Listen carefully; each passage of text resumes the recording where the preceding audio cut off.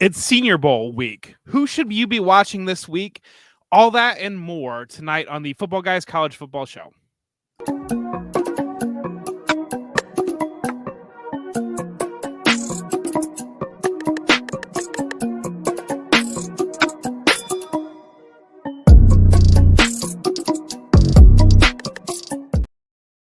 All right. What's up, everybody? Appreciate you guys tuning in like always here on Wednesday nights. We are coming back to the show, and we're going to be talking about Senior Bowl. Make sure you like, subscribe, and leave a comment. Kind of the winners and losers so far. It's still early in the week. Maybe a little East-West rival. Probably not, but we'll talk about some guys out there. But before we do that, Jeff has an announcement because he is our leader. We look up to Jeff. He does all these things for us. He tells us everything. He's in chats we're not in, all kinds of shit. So, Jeff, tell us your announcement that you have for us.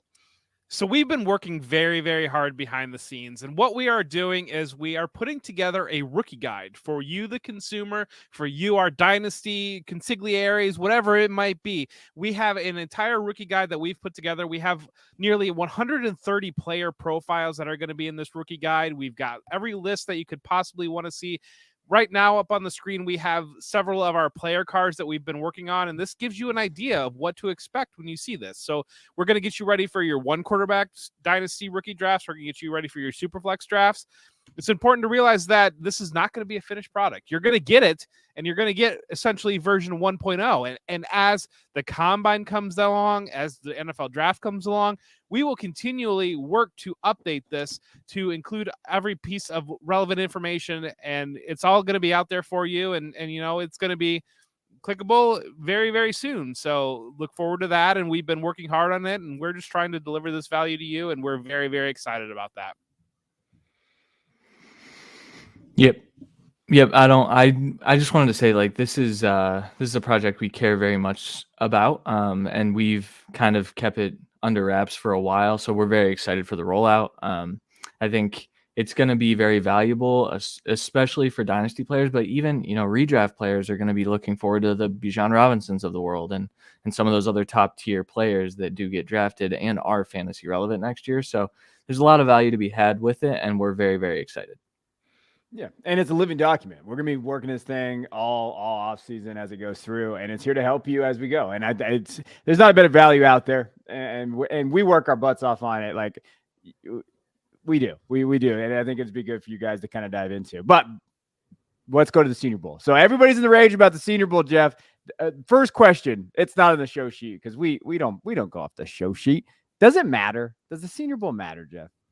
I mean, last year's big winner was Malik Willis, and then Abram Smith was a buzz of the week as well. So does the Senior Bowl matter? I think that what we're seeing, there's a lot more talent in the trenches that I think is involved in the Senior Bowl. And I think that matters a little bit more down there where you're seeing guys getting opportunities to shine outside of defensive structure, defensive system, outside of offensive line schemes, and getting those one-on-one opportunities, getting those opportunities really in base vanilla type settings instead of like having stunts and whatever else it might be. And so I almost think it matters a lot more for the things that many in the fantasy community aren't talking about. And I do think that that's something that we can get a lot better at as a fantasy community, talking about line play, on both sides of the ball. But I do think it matters there because that does seem to be where we see risers, I think, quite often. Right now, kind of what you're seeing a lot of highlights out of wide receivers, and the wide receivers are set up to be able to produce these highlights right now because you've got defensive backs one-on-one on them in an island, and it's just a very, very difficult situation for defensive backs to cover in when there's no pressure really, there's no help over the top, no scheme, anything like that. You're just manning up on a rep. The wide receiver is going to win most of those matchups, and that's what you see a lot of. So as you're seeing all the highlights and whatever else, you've got a guy running in shells, and everybody's jogging around, and he breaks a 40-yard run, and you got Evan Hull or whoever it might be, and everybody's all excited to be at the Senior Bowl and to be in that social scene and to get their clicks and whatever it might be, the likes on their Twitter accounts, and you're seeing a lot of that going on. And I don't know that matters all that much, but I do think that there are certainly elements. This is really the NFL's first opportunity to get hands-on with these players, to talk to these players. Every single team is meeting with every single player, so we can stop reporting about who's talking to who. And I think that those types of things do matter. And we see valuations shift and change out of those things. All right. Same thing, Christian. Yeah, the other piece of this, so we talk about receivers and how they're kind of set up in a certain way. I think running backs are set up. It's not a very good atmosphere for a running back to show off what they can do, except for in the full team drills. But that's not a main thing of Senior Bowl practices. They work on 7-on-7s, they work on the 1-on-1s and things like that. But I will say last year, Rashad White was a very late riser in everyone's process. He goes to the Senior Bowl. He proves that he can pass block, and he proves that he has that ability. And then he vaults up and he gets drafted on day 2. And so I think we do see some of that. I think the interview process definitely matters much, much more than the on-field product of practices, because it's practice. They're learning a new scheme. It's very difficult to excel. And if there is someone who does excel, Justin Herbert comes to mind as a guy that really took advantage of this that year, because there were some questions about where he would go. But yeah, I think that it is what you make of it. I heard someone talking about how this is just a big interview process, and what we see is most of the stuff that does not matter. So, but we love the Senior Bowl. It's very fun to talk about. And we will always talk about the Senior Bowl and the Shrine Bowl and all the other games as well. But this is the best part of draft season.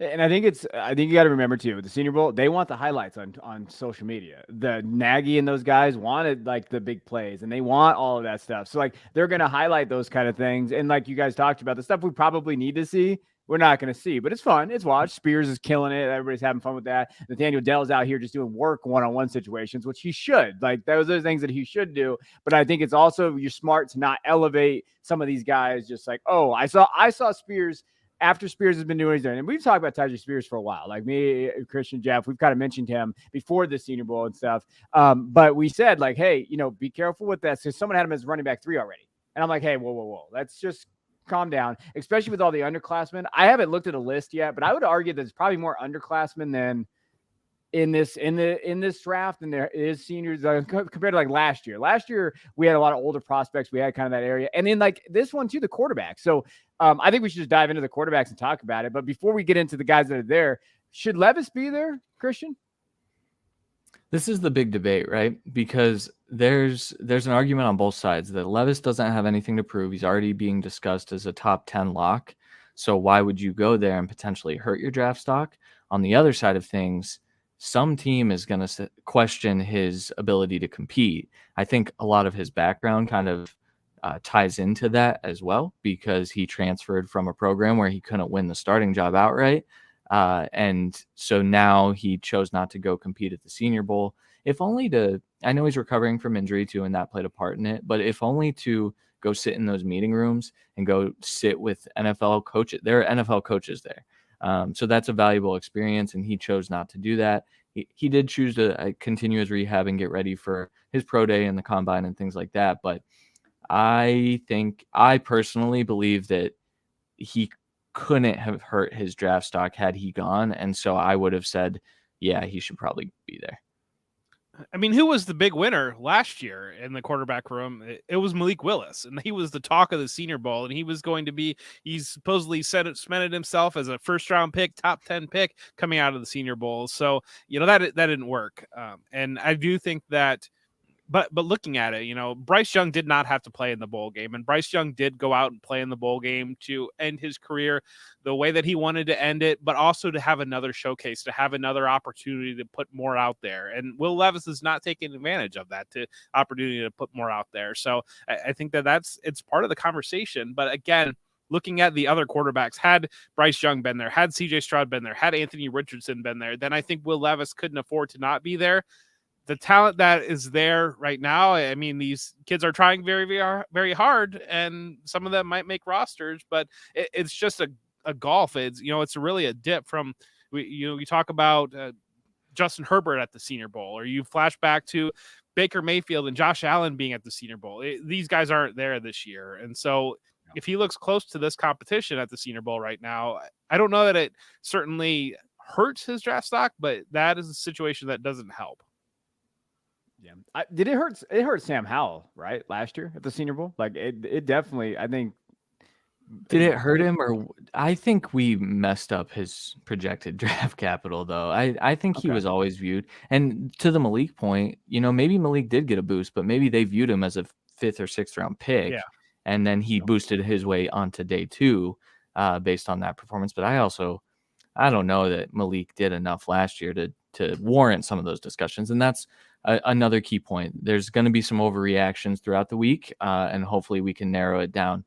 So that we're not overreacting, we're maybe not underappreciating either, but that's why we're here tonight, I think.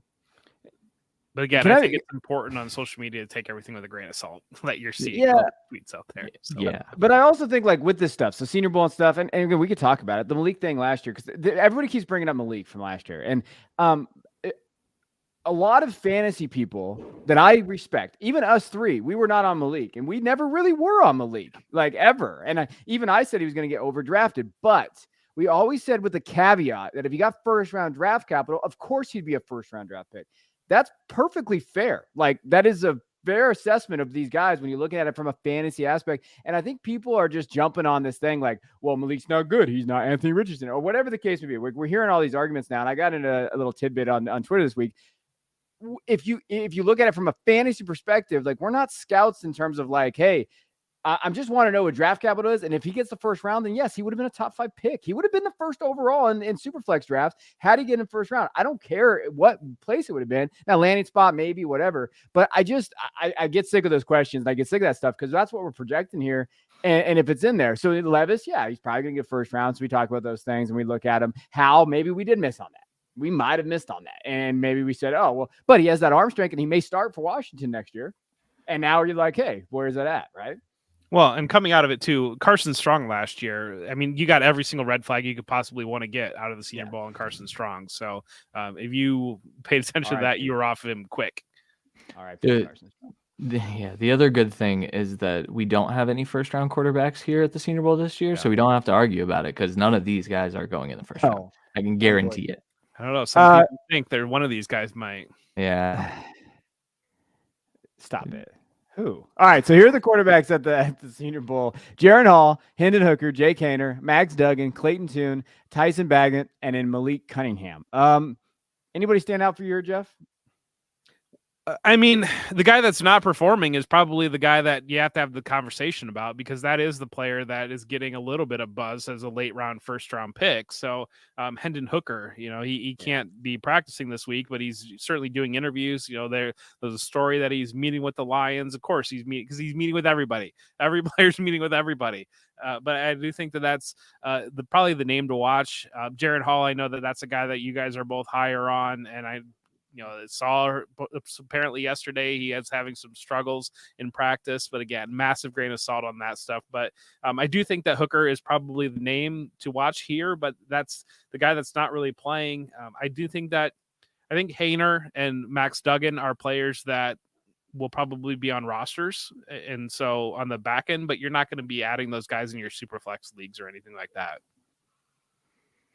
Yeah. Jaron Hall's the name, but he has struggled through the first couple of days of practice. I think that you can put some value into the BYU offense being a little simpler than what the NFL is running and what they're teaching him this week. I do think that he's a good backup option. I think him, Haener. I like Clayton Tune. I know, Jeff, you're a little lower on Clayton Tune. He's been getting a bit of buzz. But again, like we're talking about maybe spot start guys down the road.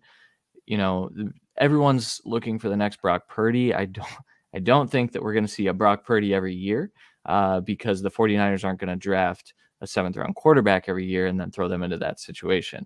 So, one of these guys though could make some meaningful starts. If I had to, make a bet, I'd still say Jaron Hall. I like his athleticism.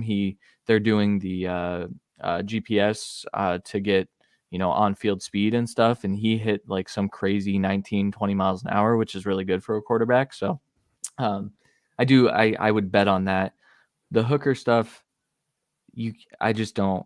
He's really old guy. Like I don't know how a team is like, yeah, give me 5 years of that, and then he still has to develop. So then what is it after that? We're not giving him a second contract.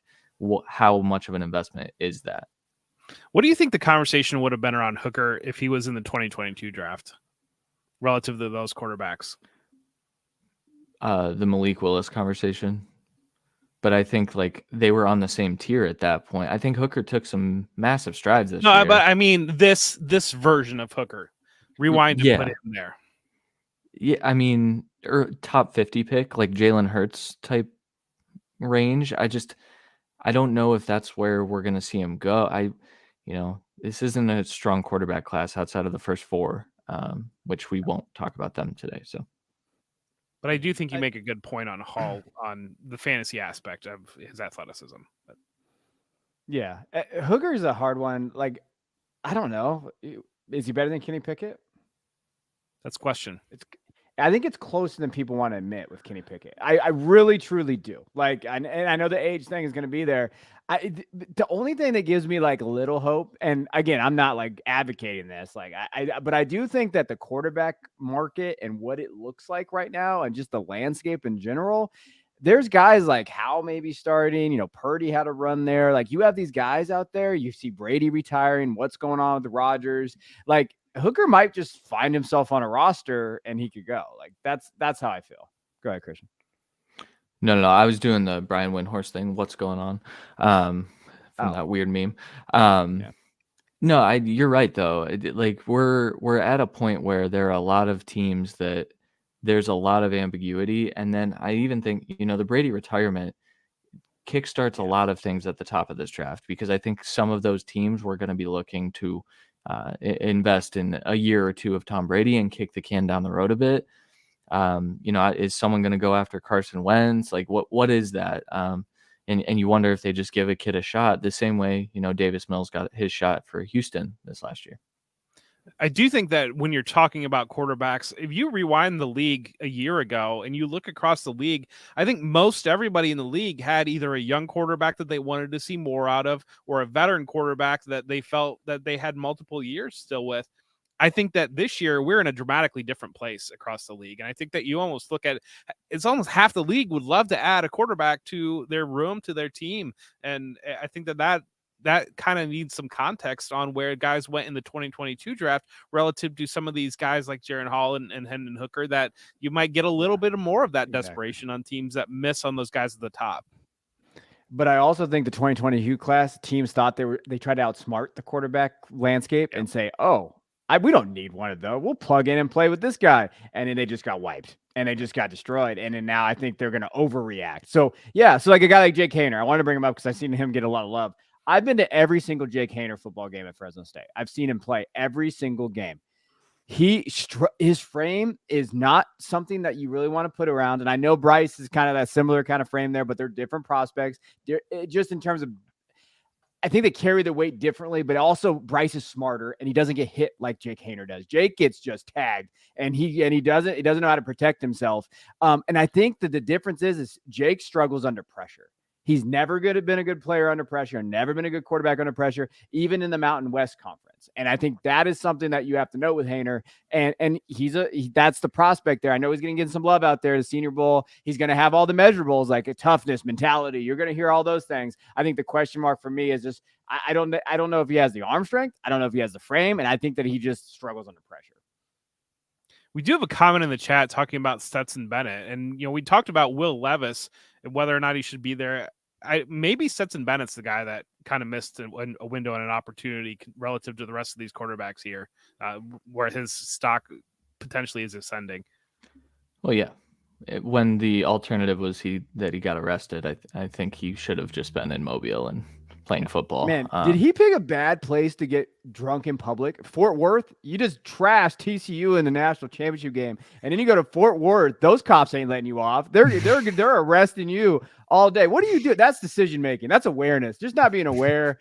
Give him knock his butt down. You can't get drunk in public in Fort Worth after beating TCU 65-7.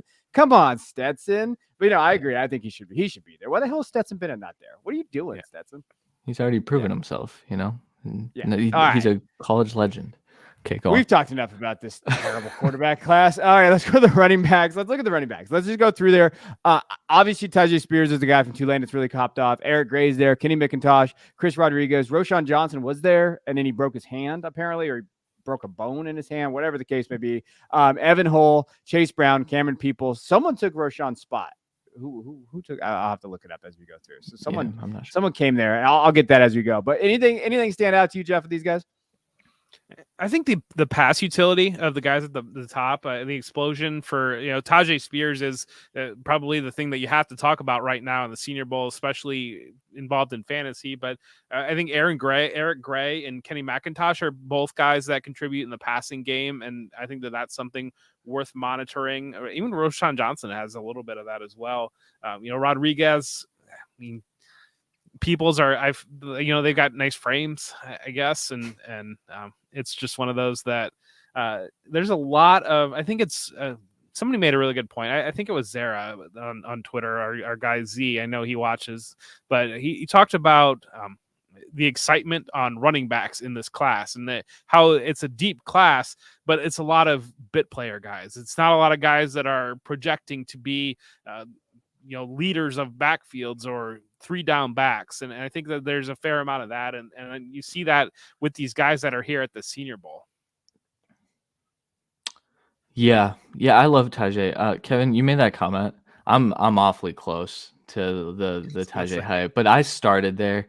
So he was my RB5, and then he put a little weight on, which I think is the news, right? Like Tajay Spears was 10 pounds lighter, or listed at 10 pounds lighter than what he showed up to the Senior Bowl at. And you could always see that he could add to his frame. I think that there are a few of these guys that you could see, them adding and being more of a guy that can handle carries. I think Evan Hull is kind of one of those. Chase Brown for sure has room on his frame, but he came in at a good weight as well. Eric Gray apparently is looking stacked up. And everyone's kind of raving about what he's doing out there. And that's a guy that I've been high on. That is your best value in rookie drafts. We did talk about that when we did our mock, so I don't want to hammer that too much. But I think Chris Rodriguez can take some early down carries. Like, there are guys that are going to be on rosters. These guys will find rosters. And I think I am confident that all but one of these guys will be drafted, and Cameron Peoples might also get drafted. So I'm not 100% sure about that, though. So I think this is a good running back group that, they don't have the names at the top that maybe they did last year with like the Rashad Whites. And I can't even remember everyone that was at the Senior Bowl last year because it was a good class. But I think that this one is going to have some contributors, which is nice. So just looking at the class too, like Kenny McIntosh, he was injured, but he came back. It sounds like everything's okay there. I think the big narrative of it all, though, is we didn't have any weird weight discrepancies. We actually had guys go up in weight instead of that 20-pound loss. What the hell happened to this kid? So I think that was good. I think when you're looking at it from there, we had no really shockers from this side.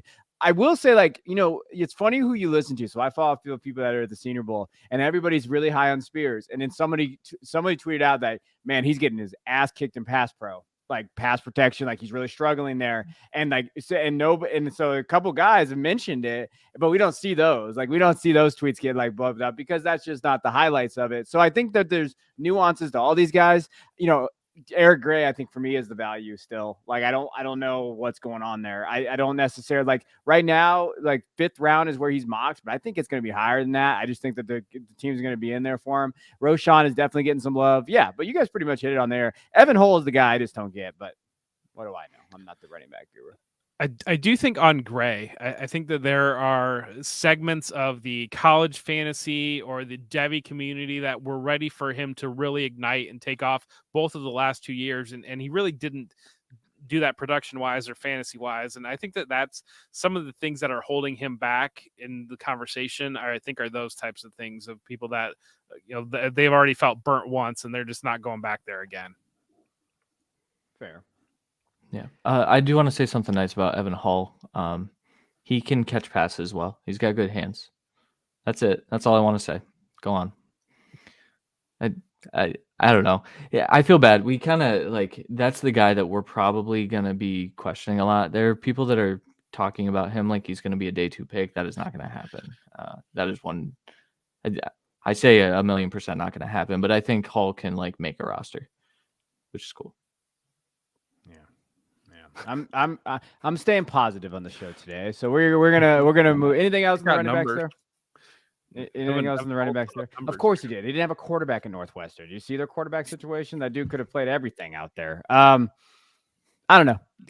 Chase Brown's another one I think is interesting in terms of his production style in there. A lot of these guys, I think to Zara's point, like you brought up, a lot of these guys are kind of there. And really the draft capital is going to separate a lot of these guys of what their role is going to be. Like, I think that's the key. Like, that's going to be the kicker here. Like, do you think Spears could be a guy, the every down back and go? Okay, then if that's the case, that's going to be where you hold your hat on. Then let's see if the draft capital is there. And then you go and you get it. And then that's where you guys go. But he's going to the third round right now in rookie draft. So just in ADP stuff, like a lot of these guys are all third, fourth round guys. So that's also something to look at in terms of that. All right, let's go to wide receivers. There's a ton of wide receivers. Jeff is our wide receiver guru here. He's been diving into these guys. So we have Rashee Rice, who lost 2 inches. So he did go. He was at 6'3", right now. He's at 6'1", 6 foot, somewhere around there. Yes. Yeah, 6'1". Xavier Hutchinson, Trey Palmer, Michael Wilson, a name you should know. Jaden Reed, unfortunately, I think I might lose my bet to Christian. Trey Tucker, Puka Nacua. And then we have Jonathan Mingo, Grant DuBose, Elijah Higgins, Ronnie Bell, and Jalen Wayne. What do we think of these guys, Jeff? Has anybody stood out? Are we worried about Rice now? Like, wherever you want to go with this, you take it. I'm going to be the official flag bearer of Michael Wilson hype, and he's not. He's off the radar, and he shouldn't be. Production wise, wasn't there.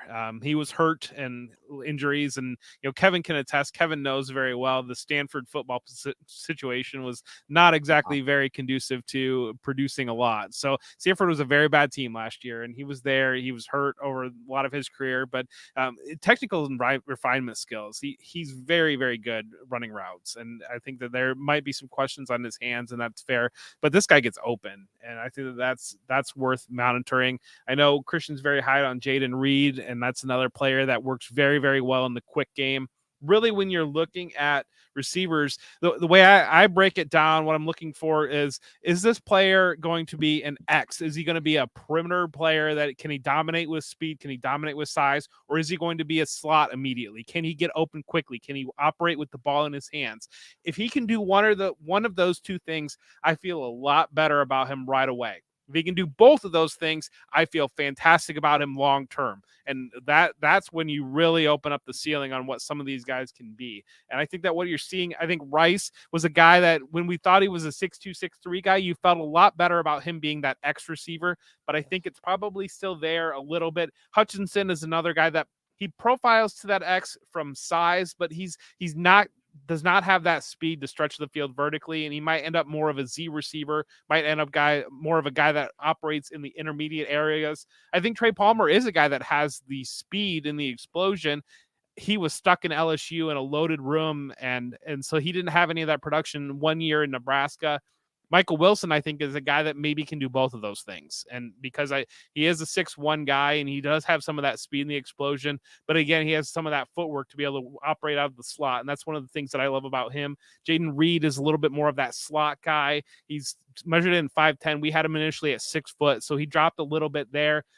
Trey Tucker is kind of a iffy in between guy. I think he's going to be more of a returner to come into it, could develop into that slot. And he also can attack vertically. Puka Nacua is the hot name and talk. A lot of people love Puka Nacua right now. I don't know what he is. And that's kind of been my hesitation. I think that he's a guy that can contribute in the run game, that he can kind of be that secondary receiver, but I don't feel comfortable projecting him to a slot, and I don't feel comfortable projecting him to win consistently outside. Mingo is a player that has that size that you're looking for in that prototype, but again, I don't know if the athleticism is quite there to get you to that spot.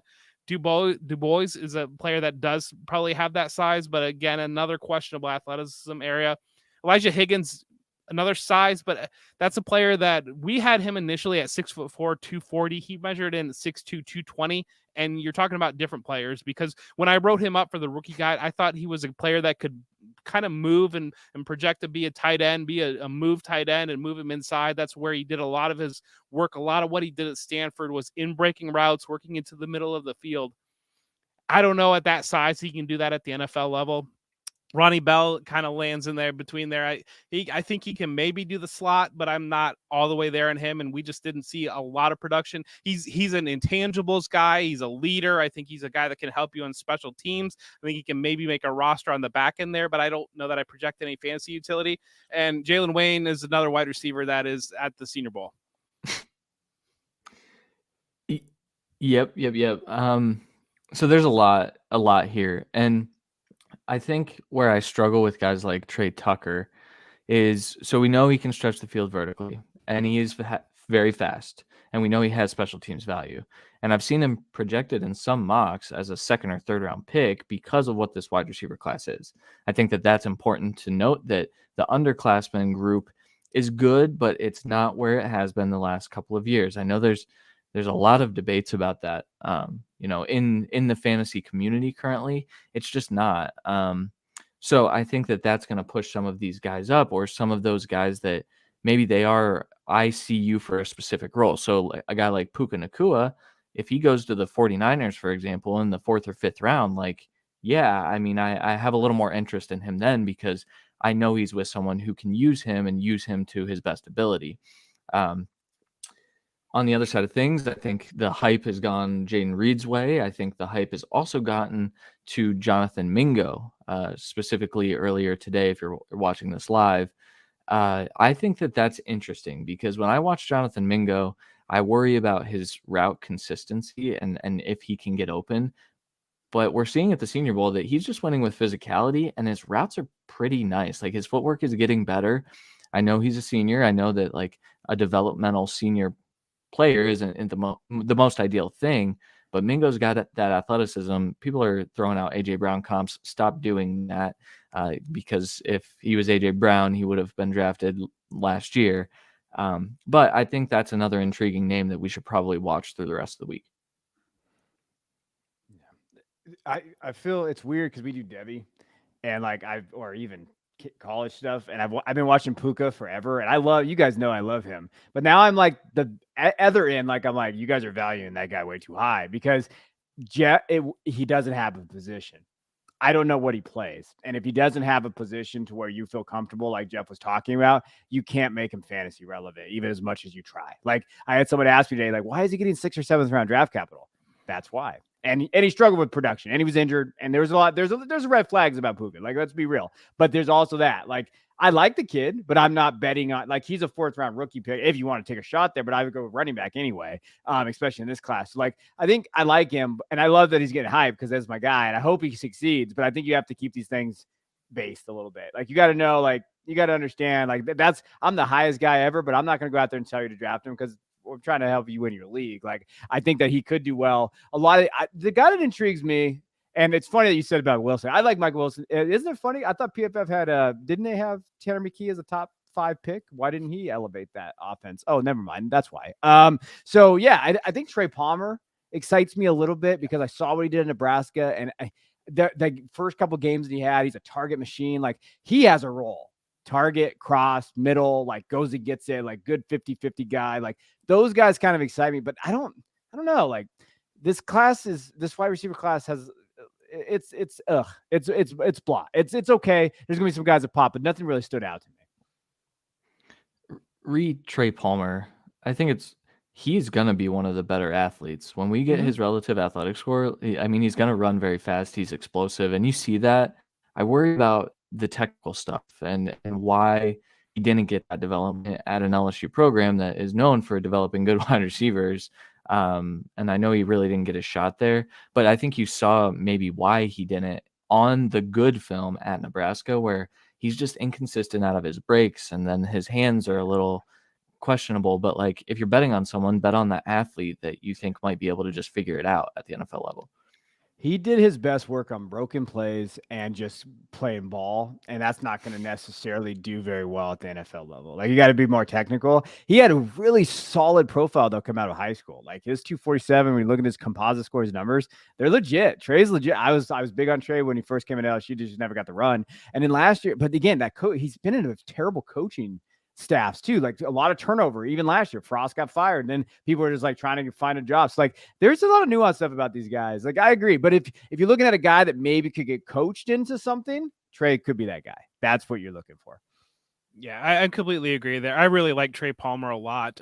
There's a lot of context around the LSU situation. He came into a team that had Justin Jefferson and Jamar Chase on it. So, I mean, as a freshman, he's not going to play over those guys. Terrace Marshall had a little bit of that breakout there for a period. Dry Jenkins is a player that's in this class. He was kind of there. Malik Neighbors is a player that we'll talk about next year. He was there. Keyshawn Boutte is a player in this class. We'll talk about him near the top. It's just the amount of talent that LSU had when he was there is absolutely mind-boggling. As much talk as Ohio State gets about being the supposed new wide receiver LSU was crazy loaded over that period there, and they've already sent multiple guys to the NFL and a couple guys that are making massive impacts. And so it was a tough situation. Moved to Nebraska, and he immediately was Nebraska's best player, and he broke school records for receiving yardage and really kind of broke out. And that's the thing, they didn't really have anybody else. And so that is the one thing that and you talk about that athleticism, and it's just, as you're looking at later round wide receivers, it's the bet that you're going to make. And it's the bet that if this guy hits, you get a slot receiver. Do you get maybe Jamison Crowder if a guy hits, or if a guy hits, you get Jamar Chase light, and it's apples and oranges, I think, on some of the things. And I think that that's important that, if you're just looking at maybe just the numbers or like just trying to look at whatever it might be, I think you might be missing some of those things on the ceiling on what you could be making the bet on. I really feel, and I know we'll go to tight ends. We're so excited about talking about tight ends on the show. But I really feel like all of these prospects in the Senior Bowl, this Senior Bowl to me is not very, like, the talent level is not necessarily like really ceiling level. There's a lot of floor guys though. There's a lot of guys in this class where you're like, yeah, I could see him probably being in the league for a few years, and actually I could probably start him at some point on my fantasy roster or whatever the case may be. Like that's, I think, where the value kind of lies in this class a little bit. Running backs, yes, the running backs are deep. Wide receivers, though, these guys are I feel like they're going to find roles. Like, they're pretty defined roles, a lot of these guys. Like, when you're looking at what they can do on the field, like, oh, okay, I know Jaden Reed. He's going to find something. The smart team's going to find him, get him into the slot. They're going to have that deep guy.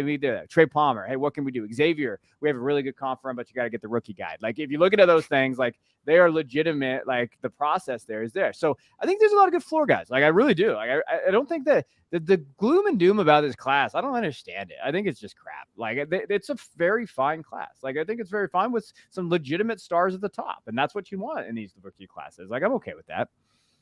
But that goes into, if you're doing your rookie draft, and especially if you're doing your rookie draft before the NFL draft, take the running backs, load up on the running backs, and then you'll wait and see where maybe Trey Palmer lands in Buffalo. And you're saying, I love that situation for him, and he's probably not going to be drafted in a lot of drafts. And I think you're going to have a lot of guys in this class that are not going to be drafted in your standard 4-round rookie draft that can make rosters, that can work their way up and can be contributors, as much as the general consensus is down on this wide receiver class. Yeah. And I do think that there are some people that just started watching the class and they're starting to throw some takes out, and you need to be very cognitive of who those people are. Just because, like, we've been, and I think that's very fair to say, like, be careful, because a lot of these guys maybe just started, and that's totally okay if you just started. But I think it's a disservice just to throw out takes if you just started. Like, I think you need to do a little work. All right, let's go to the tight ends. I'm going to be a little bit of a dick. So let's go to the tight ends and just see what we got here. I know I've been going into the tight ends and looking at them, but Luke Musgrave, guy that I've liked for a while, Josh Wiley, Cameron Latu, that is Jeff's guy. He's been all about Cameron forever. I love it. Braden Willis, Davis Allen, Payne Durham, Will Mallory. Like, as a total, knowing what I know about all these tight ends now, very solid group here. Like, legitimately, like, very, just from top to bottom, I don't think anybody really stands out, and I don't really necessarily think anybody's really bad. I think they're just very solid tight ends. That's what this class really is. Christian, do you have anything about any of these guys that you want to kind of highlight before we kind of dive into it? Yes, Luke Musgrave is getting first-round hype from major draft analysts, which I know Kevin loves. Yes, I do. I don't necessarily see a first-round player in terms of, like, can this kid block? I have no idea. Doesn't matter, baby. Put him in a slot. That's true. And that's why. And I think that, like, I think I saw him mocked to the Bengals. Yeah, that would be a fantastic Hayden Hurst replacement, because now you're getting a level up of athleticism, and then you've got athleticism all over the field. And so you can see teams that just are wanting to attack with speed I think the Dolphins even make sense, but if he's a first rounder, they're out of luck because they don't have one of those. But I do think that is a player that you should probably keep on your radar, because I think that right now where he's being valued is not gonna line up in 3 months. In 3 months, everyone's gonna kind of attack the Luke Musgrave, the Dalton Kincaid, who's not here, and I think that right now, if you're doing your drafts, you should kind of tackle that. And then the other guy, Davis Allen, is getting some hype, and so I think that matters. Just guys to put on the radar as potential fantasy options, but really, I think this class is strongest with Darnell Washington, with Michael Mayer. When you include all of the guys that might not be here, Sam Laporta even isn't here, and I think that that's another guy that I'd probably take over some of these guys. But good tight end class, very good tight end class. Yeah, and tight end position was a bit of the talk of fantasy this past year on just how we had Travis Kelce at the top, and then you didn't feel good about anything else. And I think that NFL offenses are probably feeling a little bit of the same way. I think it's less that they don't want to use the tight end and more that they don't have somebody to use. And I think that we're getting an influx of talent at the tight end position into this class, and I think that there are players that can emerge much quicker than what you're really used to a typical tight end emergence. And I do think that you have a lot more NFL teams that would like to play a lot more 12 personnel, especially the way that the two high safety kind of revolutionized things a little bit, taking things out of the passing game. They wouldn't play that 12 personnel so that they can punish in the run game and still have those options that can work up the seam. And I think that you're getting a lot of guys coming in that have that skill set. And so it's very much a class to watch. And yes, we talk about Musgrave, we talk about Laporta, we talk about as much as last year we only had Trey McBride as being any talk about being a first round pick, much less he didn't even go in the first round. You might get 5 guys in the first round this year just because of the way the value stacks up, the way that the positional need in the NFL, the importance, I think, of what NFL offenses want to put on this position. So keep your eyes and listen to how these things are shaking out. Yeah, I do want to highlight Payne Durham from Purdue. He's an older prospect. But you know what? Like, just going through the stuff that he does really well, like he's a legitimate run blocker. Like he freaking gets after it. Like he's competitive, he's aggressive, he's very good at pass blocking. So if you think of 12 personnel, he probably could be that second tight end, especially in that scheme. Competitive. He's a really solid receiver, awareness of defenses, can fit the zones really well. Played in a pretty good production at Purdue. Obviously, they pass a lot, but he had 560 yards and 8 touchdowns last year. Not the best athlete, so not really a fluid athlete. He's kind of lumbering out there, but just overall, like I think that there's very solid guys in this thing, and they're going to be dudes in your waiver wire. Like these are some guys that are just not going to get drafted. Like out of the 20 something tight ends I've highlighted, a lot of these guys you could consistently see a role for them at some point, maybe like there. That's how deep this is, and so just keep an eye on these guys, like, and especially with the way rookie drafts are going right now. Like Mayer and these guys are kind of falling out. Like Mayer's going in the second round, and then Kincaid's in the third, and a lot of these guys are there. Basically, 5 tight ends are getting drafted in the first, and even in tight end premium right now, in the rookie drafts I'm doing. So there's a lot of guys out there. Like there's tons of tight ends in that area, but a lot of these guys are really good. Like this is a really solid class, and one of the reasons why is a lot of them are old. Like a lot of these guys is just a 5th year, and it's the COVID year. And so you go through all the tight ends, you're like, oh, redshirt senior, and then they just came out this year. That's really the nuts of it there. Yeah, and you talk about Kincaid's positioning in the draft. I think it's important. I think that you're seeing a little bit of an overreaction to what happened last year with Trey McBride, where Trey McBride was kind of that fringe first round player. He kind of then got that second round capital, and then he kind of slid to like that mid early second round range. And then he didn't really give you much of anything as a rookie. And I think that people are pulling off tight ends because of that. Whereas the year before you had Kyle Pitts, and Kyle Pitts putting up a historic year. And so that excitement about young tight ends was peaking. And I think that one of the things that he played Dynasty long enough, you see a lot of immediate overreaction to singular one-off events and not taking the whole context of where things are moving, what's happening into picture. And if multiple of these tight ends go in the first round, you're not be getting 3rd round Dalton Kincaid for very much longer. No. Or Musgrave. Yeah. I've seen some stuff where Michael Mayer might not even be the first tight end to come off the board when draft night rolls around, which sounds crazy right now, but it's kind of where we're heading from, Jeremiah and some of the other like big draft analysts with their ears to the league. So should Michael Mayer be the number one tight end in fantasy right now in these? I mean, it feels like Dalton Kincaid really should be the number one tight end when you look and project to fantasy role, fantasy production, and what each player brings. I think Mayer is I would project Mayer as being the best overall tight end in the class, but I'm not going to project him as best fantasy tight end because those two very different things. Like, and like your point, a lot of people do it, and that's just how they say, oh well, of course he's been tight end one since his freshman year. But I think that you could look in a scenario where Mayer has a completely different role than Kincaid, just in a fantasy like perspective, like just like scheme fit. Like I think Mayer can fit in any scheme, but at the same time, his ceiling is pretty capped of what he can do as a versatile tight end. He's not necessarily a versatile guy. Like he's your typical, inline guy. He can maybe get split a little bit, but at the NFL level, I don't know, like maybe, but from the inline guy, he'll be all right. He'll be there. Kincaid. And the thing about Kincaid is he really hasn't played football for very long. He's only played since 2018. Like he was new to it. Then he transferred and he went to Utah and he kind of did. We might not have seen his ceiling yet because Kincaid is still learning the position. Imagine what he's going to do with NFL coaching. Like there's so much great things to think about with some of these tight ends because they're very new to the position too. Yeah. And so with Mayer, people are questioning the athleticism, and there's a very good track record of good athletes being the best fantasy tight ends. And if he's not one of those, I think you can say, well, maybe, he's a top 12 guy, but maybe he's the one that you don't want. Whereas Kincaid, I could see him being a top 5 dynasty tight end within the next 2 years.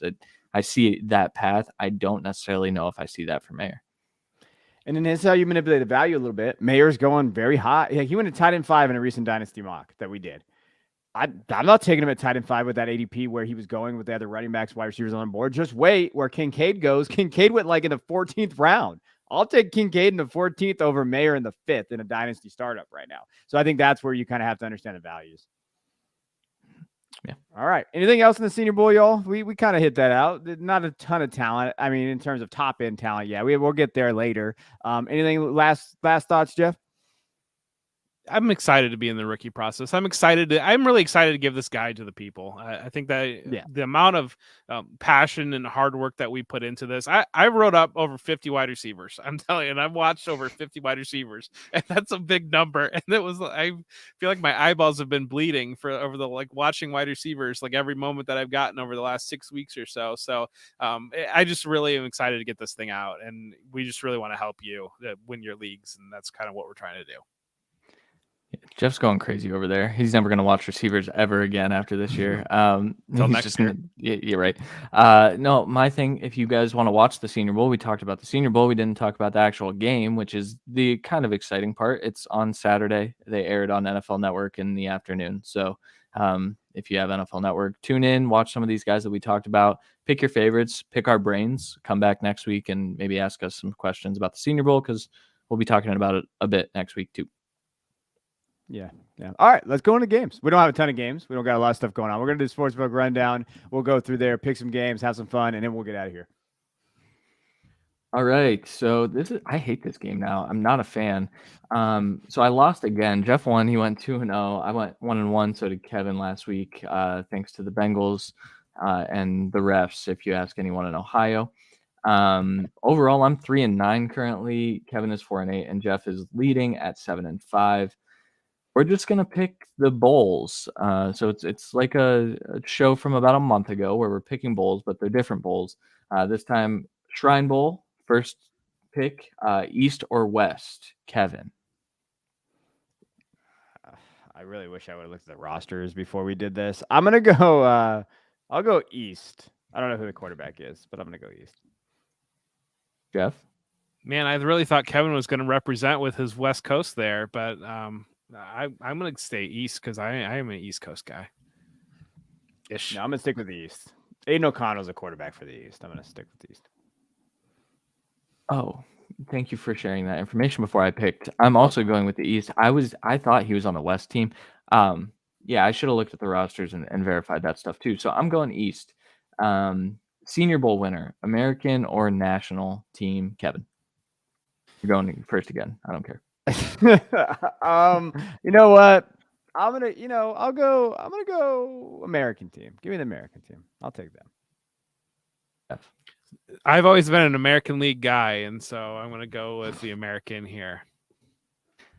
I also have, but I feel like I like the national team's roster a little bit better, so I'm going to go with the national team. And then we're gonna, I guess, pick the Pro Bowl games here. So dodgeball. They're playing dodgeball. Can someone, Jeff? Can you explain the rules to this? For they're playing dodgeball, and as far as I'll tell you everything that I know. They're playing dodgeball as part of the Pro Bowl, and they're split up into 4 different teams. One team is the AFC offense, one team is the AFC defense, one team is the NFC offense, so one team is the NFC defense. I have no idea who's on what team, but that they're apparently doing that, and I don't know. There was a whole bunch of rundown. Apparently, they're having a long drive contest. Apparently, they're trying to catch water balloons. I don't know what they're doing, but Tyler Huntley's going. So hey, which is the perfect sales pitch to not pick the AFC offense. Kevin, where are you going here? I'm gonna go defense. Give me I'll go NFC defense. I'll take Parsons. Got to be there, right? I would love to watch Parsons throw a dodgeball at somebody. Like that, Jeff. I was thinking Micah Parsons in the back of my mind, but we do have to switch it up a little bit here. I'll go AFC defense. I'm an AFC guy, so AFC defense. Who are the NFC quarterbacks? Anyone know? I don't have any idea who was on the Pro Bowl roster. Gino? Is Gino out there? I'm sure Gino's out there. Jared Goff. Oh no. I'm going NFC offense. We're gonna switch it up, and I almost can guarantee that the AFC offense is gonna win, and none of us win this. Don't bet on these. Normally we're giving good betting advice. Don't bet on this. I don't think you can. No, I'm sure you can. I'm sure you can do it somewhere. Real quick, I'm going to go on a 5-second tangent. Someone told me that Geno Smith is the second best NFC quarterback next year behind Jalen Hurts. You hurt me. Justin Fields exists. Well, so does Dak Prescott. So I'm just, I feel like they were taking a shot at me. Stop that noise with Geno Smith. I love you, Geno, but let's go. All right, we're done. We're gonna play prospect poker. So that's our picks. This is the dog days, baby. We are here now. All right, so prospect poker. Rules of the game are simple. We're gonna play poker. We usually do over unders, but there's not a lot of over unders right now on the board because, well, we're not really in there. So what we're going to be talking about is some risers and fallers that we like. Now, we talked about a lot of these guys, but we're going to start with risers and just in particular, maybe some highlights, some things that we want to talk about. So go ahead, Christian. Who is your riser? Tyjae Spears. I do think that pass blocking concerns aside, I think that Tyjae is a very nuanced runner. And now that we know that he has actual NFL size, I think we can say this is translatable. He's got good contact balance. He's got an elusiveness out in space. And I think that we've seen a lot of that. I think by the end of the week, the hype is probably going to get to a level that I'm not even comfortable with, which is pretty tough because he's currently my RB4. So Tyjae. All right. So we've got a 7 of hearts, a queen of diamonds, and a 7 of spades. And Christian has a 6 of hearts. My choice is going to be, I'm going to be the flag bearer here. I'm going to be Michael Wilson on this choice as a riser. He's really emerging. I think that he's really forcing his way into the conversation that he, a lot of the people wrote Senior Bowl articles, previews, whatever it might be. And he was kind of mentioned as an afterthought and just kind of thrown down in the bottom there. But I've seen multiple reports that say he's been the best receiver in practice so far over the first 2 days. So Michael Wilson, let's go. I've got a 2 of hearts. All right, I'm gonna go to Octavian Wicks. We didn't talk about him. He's there, right? Like he's out there. I saw yeah, the must thing. Have missed our list. I don't know. Yeah, that's all right. Like that's why we're here. That's why we're talking about it. Like I know he hasn't seen a ton of noise. I did see some reports the first day of like, hey, he's looked pretty good. He's created separation. Like we like what he's done. And again, with wide receivers, they should be doing that. But just the fact that he's getting a little bit positive buzz is good because he played in a really bad offense last year with Tony Ella, those guys over there at Virginia. So I think going forward, and I'm really rooting for Virginia kids after the tragedy stuff. So I hope that when you're looking at what they can do, Dontavian is someone to keep an eye on. I think that he has some positive. He's pro, kind of does a really good job making adjustments, those type of things. Yeah, that he is a little bit of a loser from the week. We thought he was 6'3" and he's 6'1", and the way he moved at 6'3" was a lot more exciting than the way he moves at 6'1". But well, hopefully I got we can 10 of hearts for Kevin. Yeah, the other person, just really quick, that we didn't mention, Tank Dell is there. He's doing work. I think we did mention him really quickly, but I would have also put him as a riser just based on what he's been doing. But I'm now going to give a faller, and that's Chase Brown. And I talked about this last week. I'm just not a huge fan of Chase Brown's game. I do question what level of athleticism is going to transfer, and so far he's had kind of a tough couple first days. We'll see if he bounces back, but I think when all is said and done, that day 2 talk is going to turn into 4th, 5th round talk, which I would classify as a faller. So I've got an 8 of hearts here for Christian. So Christian's just showing a pair of 7s as his best card. I've got Ronnie Bell as a faller. I do want to Ronnie Bell. He's a good football player. He's a good intangible football player. He had a drop the first day, and I don't know. We live in this crazy fishbowl that a lot of people are laying eyes on players on the first time. And if they drop the first ball that they see, they just decide, well, this guy's got concentration drops, and they tweet it out. And so Ronnie Bell's not that type of player. And I think that's it's kind of sounds like that thing got to him a little bit. And so I hope he gets it back together. And certainly cheering for him, but that's a little bit of a faller right now.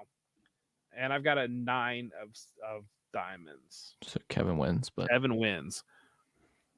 All right, one step closer. So Rashee Rice, I'm going to put him out there just because smaller than what we thought. And when you're looking at we've already kind of mentioned him in verbatim, but just smaller than we thought. I think older prospect. And I also think, like, hey, landing spot's going to be determined there, but I think that he's going to work his way out of the first round buzz that he was getting. So now he's going to go into that day, round 2, round 3. Where's he going to go? So I think that's kind of a faller for me because of draft capital.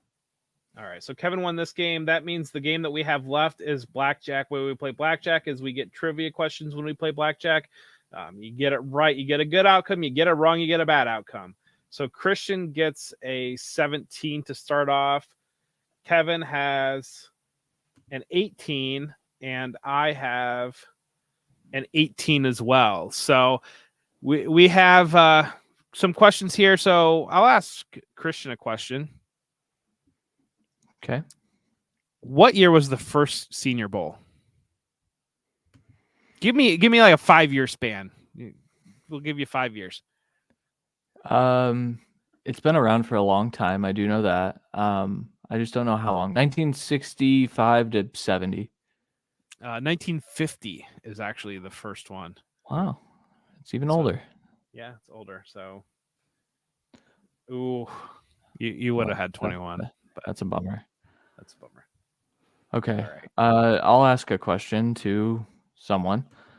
Kevin can't ask himself a question, so ask me a question. Sure. Yeah, that is true.